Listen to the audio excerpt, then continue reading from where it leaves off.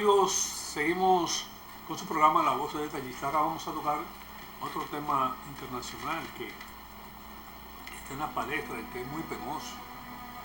Bueno, quisiera hablar sobre dos conflictos que hay en el mundo que han causado muchos derramamientos de sangre.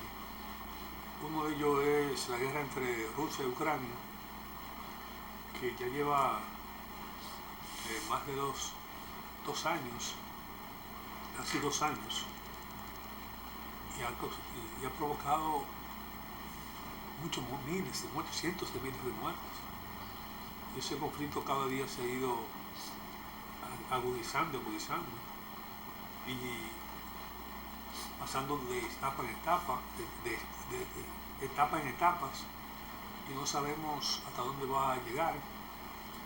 Ahora mismo, bueno, hace casi una semana, las tropas ucranianas han entrado a una ciudad, a la ciudad de Kursk, y se está combatiendo intensamente, que es la primera vez desde de la Segunda Guerra Mundial que un país invade a Rusia.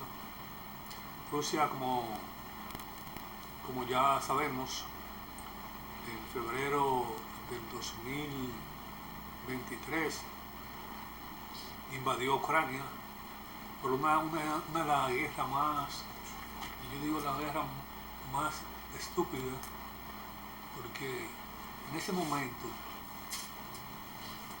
el conflicto que había era porque Ucrania quería entrar a la OTAN y Rusia decía que no, que entrar a la OTAN era rodear más a este país y rodearlo, lo que ponía en peligro la subsistencia de Rusia y la estabilidad. Y parecía que ese planeamiento tenía lógica, porque una potencia no puede dejarse acorralar, porque la OTAN es una organización guerrerista y lo que estaba procurando era asfixiar a Rusia. Entonces el señor Volodymyr Zelensky dijo que no, y prefirió entonces que Rusia hiciera la guerra. Se puso bruto el muchacho, porque si usted está luchando con una potencia mundial como es Rusia y le va a hacer una guerra en su país, usted debe recapacitar, porque en su país se van a producir destrucciones masivas, se van a producir muertes masivas, se va a producir un colapso en la economía de ese país, se van a producir muchísimas cosas, un retroceso. Entonces usted debió evitarlo. Se inició la guerra y ahora Rusia ha ocupado una serie también de poblados que no tenía, como Zaporilla. Anteriormente tenía a Crimea, ocupó a Zaporilla, ocupó la región de Donbass, la otra región de Luján, y ha ido conquistando ciudades y ciudades con sus altas y sus bajas. Pero en esa guerra se han producido, de acuerdo a las estadísticas que ellos dan de cada una de las partes, los ucranianos alegan que Rusia han perdido más de 100.000 hombres. Igualmente Rusia ha establecido que los ucranianos han perdido más de ahí. Y los civiles también son los civiles ucranianos mayormente son los que más sufren esa situación. Nosotros esperamos que estos presidentes, que lo que tienen las guerras en la cabeza y lo tienen afán de odio, y rencor y venganza, y tienen sed de sangre, óiganme, se han sustituido por otros que hablen de paz. En el Medio Oriente, ahora que pasamos al Medio Oriente, en el Medio Oriente se ha producido también una de las situaciones peores en el mundo, inclusive que no se veía ni siquiera no se vio ni siquiera en la Segunda Guerra Mundial.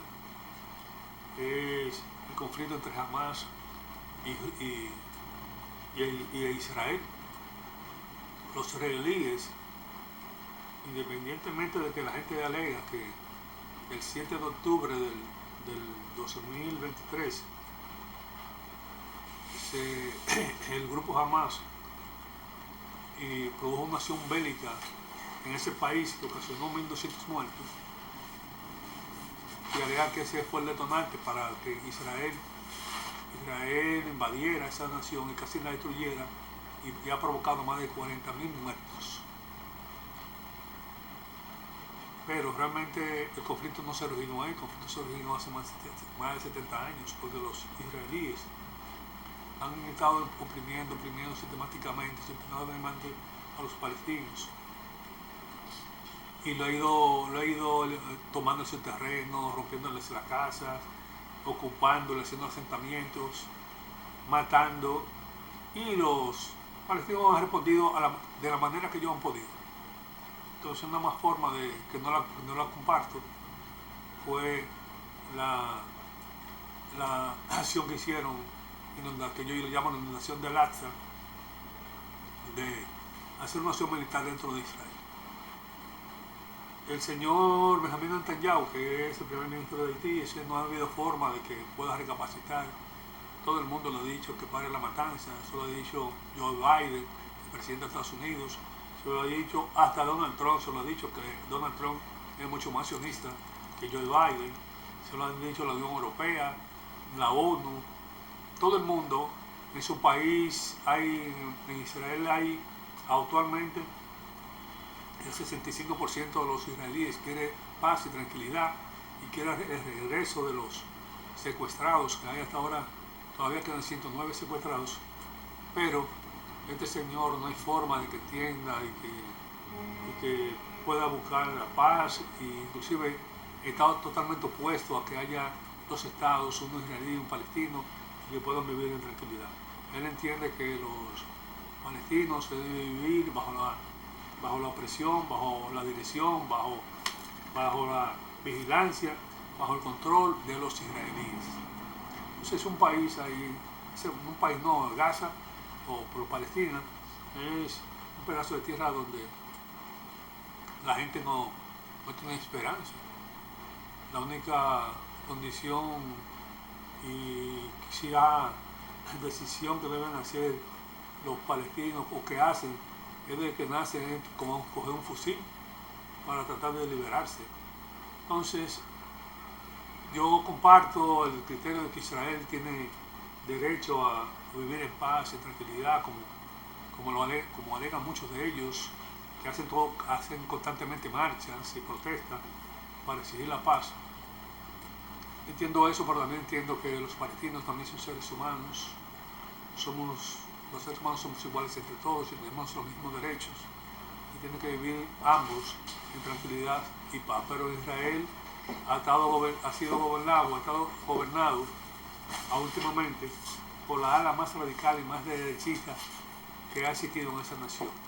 Entonces ahí no hay forma de que ya se pueda llegar a un entendimiento, a paz, a una paz duradera y que termine ese baño de sangre. Hay otras realidades en las cuales no solamente con los palestinos, sino se están produciendo enfrentamientos con el grupo Hezbollah de libanés, con el grupo los hutíes. Hay también una amenaza le damos la bienvenida ya al finalísimo del programa. ¡Bravo! Al cierre. ¿Cómo está, mi hermano? Hay una amenaza ahora de probablemente una mayor escala con Irán. Irán está amenazando con velar la muerte de Ismail Haniyeh, que era el líder de Hamas, y los israelíes lo asesinaron en Irán cuando fue a la toma de posesión del nuevo presidente de esa nación. Entonces, de todas maneras, nosotros lo que abogamos, nosotros que éramos cuando jóvenes izquierdistas, nos gustaba la guerra y luchar contra la dictadura de Balaguer, con el tiempo nos hemos dado cuenta de que es mejor la paz que la guerra es el triunfo del mal sobre el bien, es el triunfo de la intolerancia sobre la tolerancia, es el triunfo del odio sobre el amor, es el triunfo de la maldad sobre la bondad, y así sucesivamente. Entonces, el mundo necesita vivir en paz y tranquilidad, y no en guerra.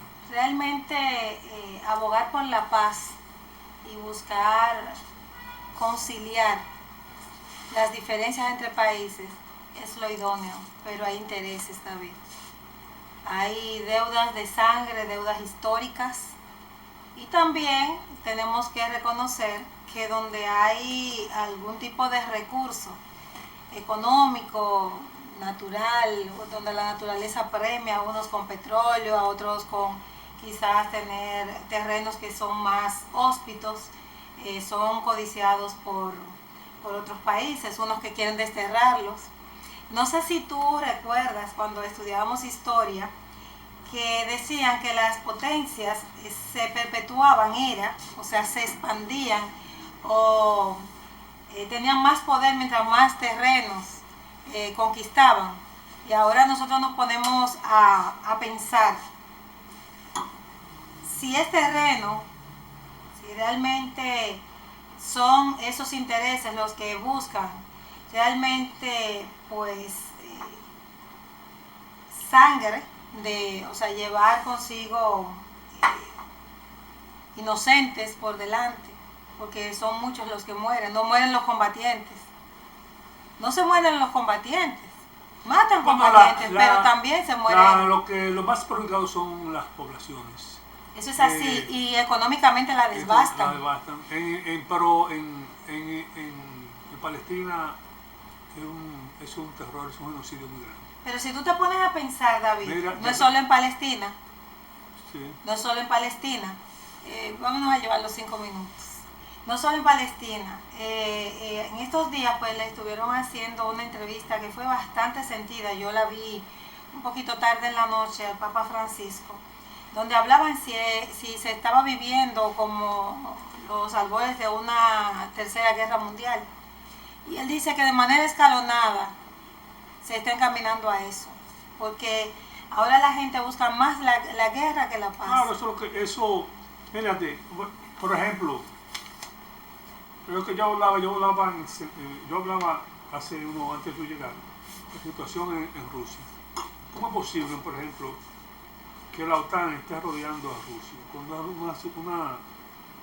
una potencia mundial que tiene bomba atómica y hay una guerra? Pero ¿cómo es posible que los finlandeses, que eran un país que nunca se metió en guerra, que eran uno de los países mejores del mundo, y los suecos, sin que sean enemigos y sin ninguna disputa que hay, se incursionaron y se pidieron la membresía de la OTAN? O sea, ya tú eres enemigo de Rusia sin necesidad. Bueno, ahí hay conflictos que van mucho más allá. Pero también lo de Palestina es un problema mucho más serio, un problema religioso, un problema... Sí, eso de muchos años. De muchos años. Entonces, nada, vamos a finalizar. Vamos a despedir, yo vine solo para despedirlos a ustedes y agradecerles su sintonía. Bien, nos vemos la próxima semana.